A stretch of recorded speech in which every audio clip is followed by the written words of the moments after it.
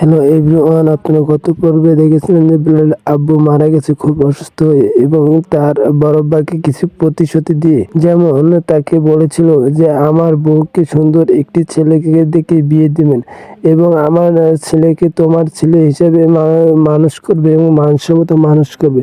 তার প্রতিশ্রুতি রাখতে পারে কি তার বড় আব্বা? হ্যাঁ, বিলালে আম্মাকে বলেছিল ও অন্য জায়গায় বিয়ে করতে, সে অবশ্যই রাজি হয়নি বিলালের মা বিলালকে রেখে।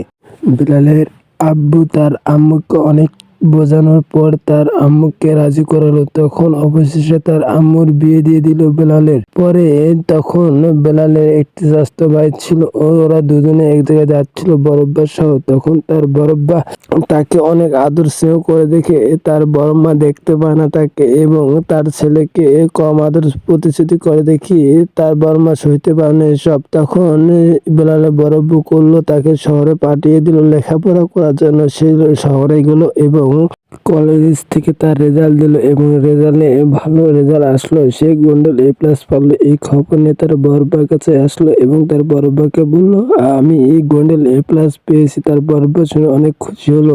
এখন তার ভার্সিটি ভর্তি হওয়ার জন্য বিলালের অনেক টাকা পয়সা দরকার। তখন তার বড়ব্বাকে সবকিছু খুলিয়ে বললো এবং তার বড়ব্বা অনেক চেষ্টা করলো টাকা পয়সা জোগাড় করানো, সে পারলো না।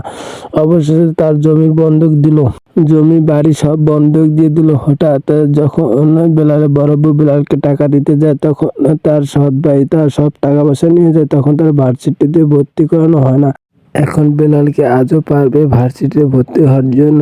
এই ভিডিওটা যদি আপনার ভালো লেগে থাকে, অবশ্যই আমার এই চ্যানেলটা সাবস্ক্রাইব করবেন এবং পরবর্তী পর্বে জানতে পারবেন যে বিলাল কিভাবে তার ভার্সিটিতে ভর্তি হলো এবং তার চাচা মানে বড় ভাই কিভাবে তার ভার্সিটির টাকা জোগাড় করলো। আপনারা দেখলে অবাক হয়ে যাবেন এবং পুরো ভিডিওটা আসতেছে অল্প কিছুক্ষণের দিনের মধ্যে। আপনারা পুরো ভিডিওটা সুন্দরভাবে দেখবেন।